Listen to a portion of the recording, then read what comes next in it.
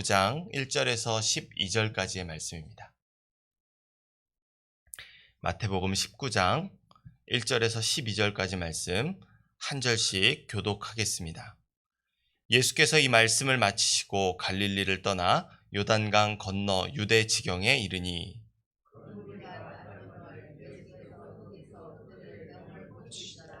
바리새인들이 예수께 나와 그를 시험하여 이르되 사람이 어떤 이유가 있으면 그 아내를 버리는 것이 옳으니까.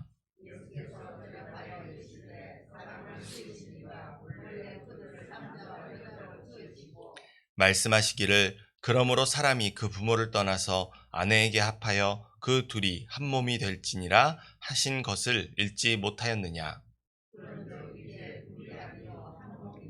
그러므로 하나님이 짝지어 주신 것을 사람이 나누지 못할지니라 하시니 여짜오되 그러면 어찌하여 모세는 이혼 증서를 주어서 버리라 명하였나이까. 예수께서 이르시되 모세가 너희의 마음의 완악함을 때문에 아내 버림을 허락하였거니와 본래는 그렇지 아니하니라. 내가 너희에게 말하노니 누구든지 음행한 이유 외에 아내를 버리고 다른 데 장가 드는 자는 간음함이니라. 제자들이 말하되 만일 사람이 아내에게 이같이 할진대 장가 들지 않는 것이 좋겠나이까. 예수께서 이르시되 사람마다 이 말을 받지 못하고 오직 타고난 자라야 할지니라. 어머니의 태로부터 된 고자도 있고 사람이 만든 고자도 있고 천국을 위하여 스스로 된 고자도 있도다. 이 말을 받을 만한 자는 받을지어다. 아멘. 할렐루야.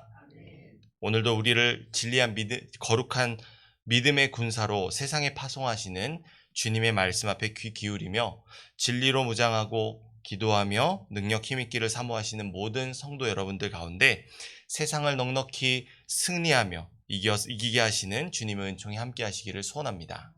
오늘 이 본문의 말씀을 통해 나의 완악함이 아닌 예수님의 거룩함으로 라는 제목으로 함께 기도하고 은혜 받기를 소원합니다. 예수님께서 갈릴리 지역을 떠나 예루살렘 인근 유대 지경으로 옮겨 사역을 재개하십니다. 이에 수많은 무리들이 예수님의 메시아적인 사역인 병 고침을 받고 질병으로부터 진정한 자유함을 얻어 따르기 시작합니다. 바로 그때 어김없이 예수님의 메시아 되심을 부인하는 바리새인들이 예수님을 시험하기 위해서 이혼이라는 주제로 질문하기 시작합니다. 우리 3절의 말씀 다시 한번 읽어보겠습니다.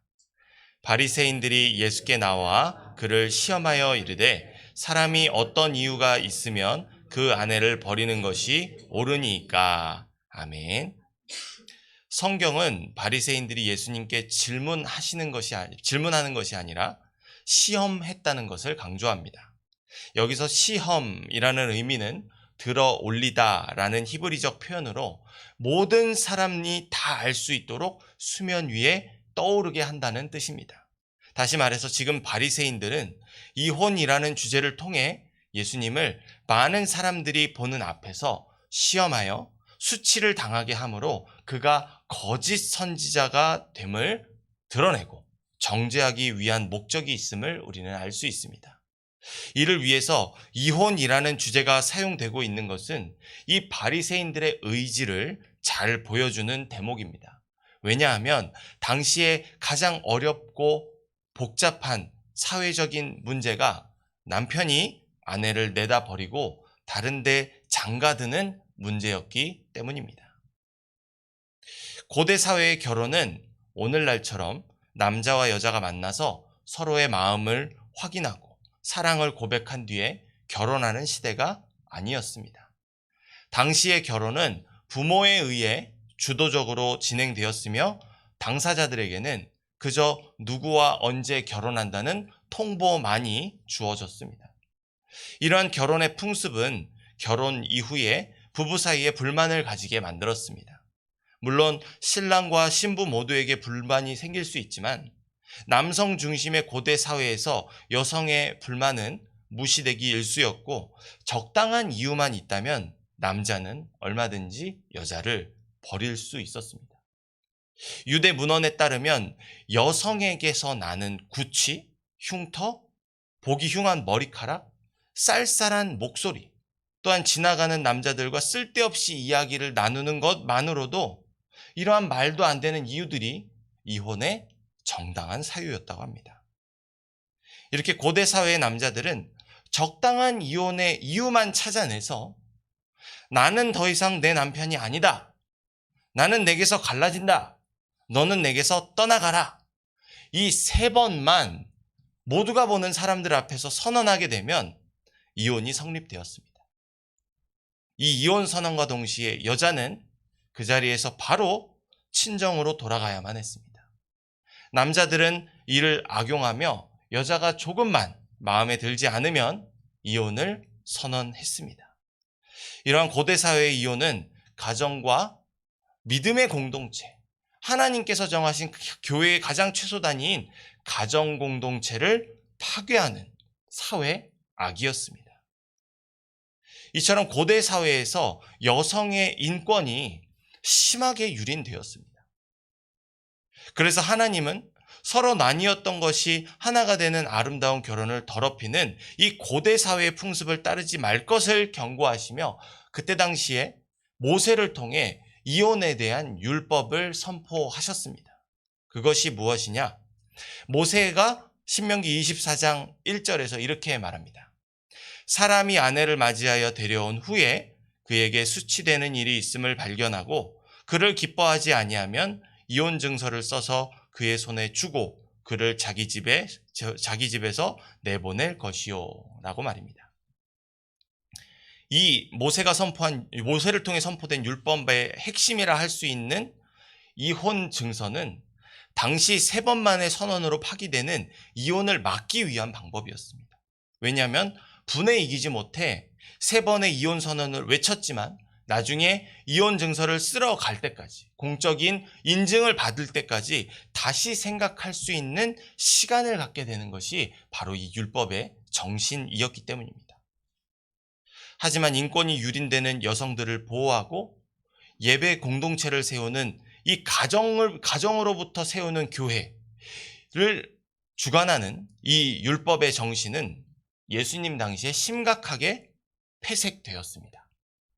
랍비들 안에서도 음행만이 이혼의 사유가 된다고 주장하는 학파가 있었는가 하면 고대 사회의 기준을 여전히 고수하며 그 기준대로 여러 가지 이유로 여자를 내다버리는 학파도 있었습니다.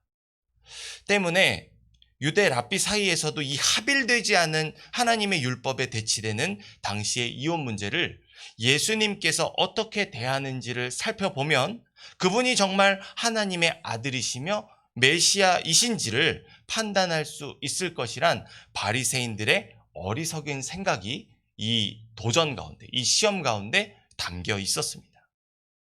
하지만 예수님께서는 바리새인들이 정죄하고자 하는 의도로 쳐놓은 덫에 걸리지 않으시고 이 이혼의 문제에 대하여 정확하고도 분명한 하나님의 나라의 관점으로 해석해 주십니다. 4절에서 6절 말씀 다시 한번 읽겠습니다. 예수께서 대답하여 이르시되 사람을 지으신 이가 본래 하시기를 그러므로 사람이 그 부모를 떠나서 아내에게 합하여 그 둘이 한 몸이 될지니라 하신 것을 읽지 못하였느냐? 그런즉 이제 둘이 아니요 한 몸이니 그러므로 하나님이 짝지어 주신 것을 사람이 나누지 못할지니라 하시니. 아멘. 사람을 남자와 여자로 창조하신 하나님께서 친히 제정하신 결혼은 남자와 여자가 한 몸이 되는 것을 말합니다. 이를 설명하시는 예수님은 특히 결혼이 남자가 부모에게서 떠나 여자와 합하는 것으로 표현하고 계십니다. 다시 말해서 부모에게 떠난 남자와 여자가 서로 합하여 자녀를 낳고 또 다른 가족을 이루게 된다는 것을 의미합니다. 이를 책임감을 가지고 이루는 사람은 부모입니다. 부모는 하나님의 대리자로서 예배 공동체를 세울 자녀의 배우자를 선택해 주는 것이므로 이는 곧 부모가 아니라 하나님께서 짝지어 주신 것입니다. 이런 의미에서 이혼을 생각해 보면 그것은 예배 공동체를 세우는 하나님의 뜻을 무너뜨리는 것이며 남자와 여자의 헤어짐을 넘어서 예배 공동체를 파괴시키는 아주 심각한 문제입니다. 그래서 예수님은 하나님이 짝지어 주신 것을 사람이 나누지 못한다고 말씀하시는 것입니다. 이렇게 예수님께서 이혼할 수 없음을 전하시자 아니나 다를까 바리새인들은 모세의 율법을 운운하며 그는 이혼 증서를 써주면 된다며 이혼을 막고 온전한 예배 공동체를 세우시기 위한 방편을 주신 하나님의 그 율법을 왜곡하고 자의적으로 해석합니다. 아마도 이들은 고대 사회의 방식을 따라서 이혼을 중용하는 자들이었던 것 같습니다. 그러자 예수님은 그런 바리새인들의 마음의 중심을 꿰뚫으시며 8절에서 모세가 너희 마음의 완악함 때문에 아내 버림을 허락하지 아니하였거니와 본래 그렇지 아니하리라고 말씀하십니다. 이는 아무런 죄 없는 여자에게 없는 흠도 만들어서 뒤집어 씌우고는 하나님의 대리자로 부모가 정해준 아내를 내다 버리고 다른 여자와 결혼하면 된다는 식의 시대적 풍습을 지적하시는 것입니다. 이것이 당시 이혼이라는 풍습이자 당시의 문화였습니다.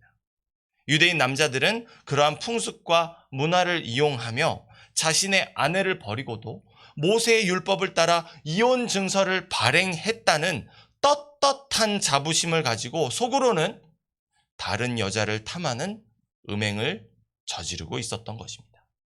그러므로 이혼은 당시 시대적 풍습을 악용한 남자들의 간음죄였습니다.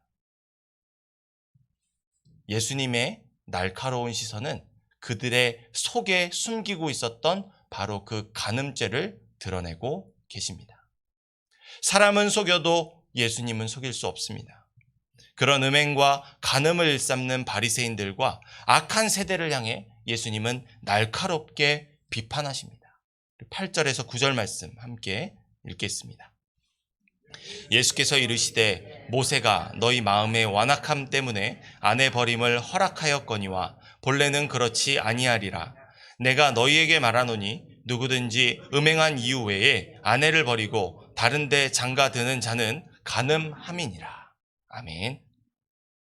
이렇게 모세의 율법을 악용하며 간음을 일삼는 악법이 이혼이라는 사실을 깨닫게 된 제자들은 10절에서 그렇다면 아예 장가를 들지 않는 것이 좋겠습니다 라는 의견을 내놓습니다.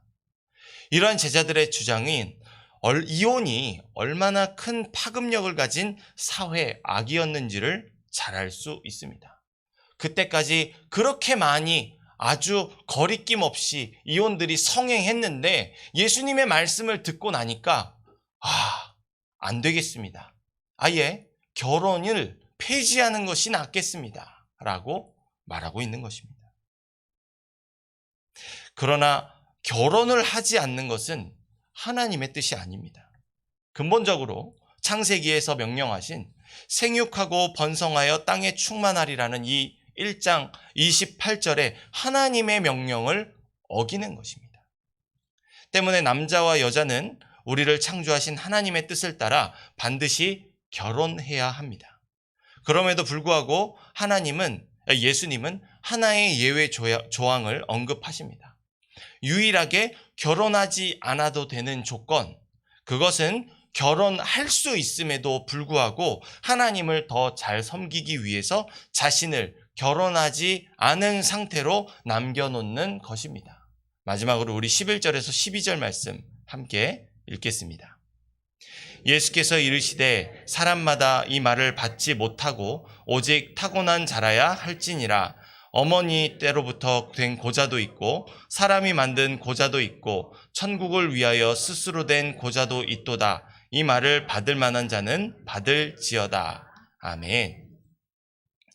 예수님은 결혼을 하지 않아도 되는 유일한 예외의 대상을 가리켜서 11절에서 오직 타고난 자라고 말씀하십니다. 그리고 이를 설명하는 표현이 12절에서 고자라고 말하고 있습니다. 이는 곧 성교 불능자를 의미합니다. 어떤 의미에서든지 성교를 나눌 수 없는 그 남자를 가리키는 것이죠. 만일 이런 상태가 어머니의 태로부터 비록되었다면 어떤 이유에서든지 결혼을 할 수 없는 사람을 의미합니다. 그리고 천국을 위하여 스스로 된 고자란 신체적인 상태는 온전하지만 마음으로 여자는 남자에 대하여, 남자는 여자에 대한 관심과 호감과 생각 등을 완전히 제거해 버리는 것을 의미합니다. 유대 공동체에서는 이렇게 스스로 자원해서 남자이면서도 여자에 대한 욕구나 생각을 버림으로 스스로를 독신인 상태로 만들어 의무적인 결혼에 대한 생각이 적용되지 않는 사람들이 있었습니다. 그들은 바로 하나님의 율법을 공부하는 제자들, 즉 선지 생도들이었습니다. 그런데 율법의 스승이라 하는 바리새인들의 현실이 어떻습니까? 이혼을 중용하며 하나님이 정하신 명령을 그저 이혼 증서 하나 쓰면 지키지 않아도 된다고 떠버리고 있습니다. 그들은 스스로 유대인의 선생이라 하며 예수님을 거짓 선지자 정도로 치부하며 그의 메시아 되심을 시험하지만 실상 이들이야말로 하나님의 말씀을 헛되게 가르치는 거짓 선생일 뿐입니다. 이러한 바리새인들과 예수님의 차이가 무엇입니까? 바리새인들은 법을 지키려는 열심이 그들의 죄악의 구렁텅이로 집어 삼키지만 예수님은 법으로 억제시켜야만 하는 죄악의 현실을 바라보시는 하나님께 독신으로 자신을 구별해 내어드리신 분이셨습니다. 사랑하는 성도 여러분, 우리가 무엇을 지키려고 한다면 반드시 넘어질 것입니다. 오늘 이 결혼의 법을 지키려 했던 사람들이 고안해낸 이 악법, 이혼을 바라보면 우리는 충분히 알 수 있습니다. 이렇게 우리는 스스로 하나님의 말씀을 이루며 살아갈 수 없는 연약한 존재입니다. 그런 우리의 열심은 오늘 말씀에 인권을 유린당하는 여성들과 같은 또 다른 희생양을 만들어낼 뿐입니다. 그러나 그런 연약한 우리를 온전하게 하시기 위해 자신의 만족과 유익을 버리시고 희생과 섬김으로 죽기까지 순종하신 예수님을 우리가 의지할 때 우리는 이혼을 조장하는 여전히 그 사회악이 끊이지 않은 이 불의한 시대 속에서도 온전한 가정과 결혼을 이룰 수 있는 줄 믿습니다. 비록 홀로 되더라도 만일 내가 혼자 된 자가 되었을지라도 무엇으로도 끊을 수 없는 신랑 대신 예수님의 사랑 안에 거하는 믿음의 반석 위에 세운 집에 평안을 누릴 수 있는 줄 믿습니다. 그러므로 오늘 이 말씀을 의지하며 나를 버리지도 떠나지도 않으시는 주님 사랑하기를, 그분을 더욱더 의지하기를 더욱 힘쓰며 주님께서 이루시는 가정의 삶과 넘치는 평안을 누리시는 복된 하루의 삶을 살아가시는 모든 성도 여러분들이 되시기를 소원합니다. 기도하겠습니다. 사랑과 은혜가 많으신 아버지 하나님, 연약하고 부족하고 날마다 넘어지며 입에서는 더러운 악취가 나는 이 연약한 우리가 완악함으로 세상을 살아가지 않게 하여 주시옵소서. 아버지 하나님, 하나님의 말씀을 두고도 나의 생각으로 범죄하기를 일삼는 우리를 불쌍히 여겨 주시옵소서. 아버지 하나님, 그런 우리의 연약함을 날마다 죽이게 하여 주시옵소서. 어쩔 수 없었다, 이것밖에 선택할 수 없었다 라는 핑계가 우리를 대변하지 않게 하여 주옵소서. 우리의 연약함일지라도 예수 그리스도의 거룩함을 의지하며 그분의 거룩함을 담기를, 예수님 한 분만 담기를 소망하며 그 주님을 의지하며 살아가게 하여 주옵소서. 나의 연약함이 그런 예수님을 통해서 강건함이 되고 온전함이 되어서 이 세상의 사회 악을 근절시키고 뿌리 뽑는 주님의 가치관을 세워가는 이 시대의 참된 그리스도인으로 살아가게 하여 주옵소서.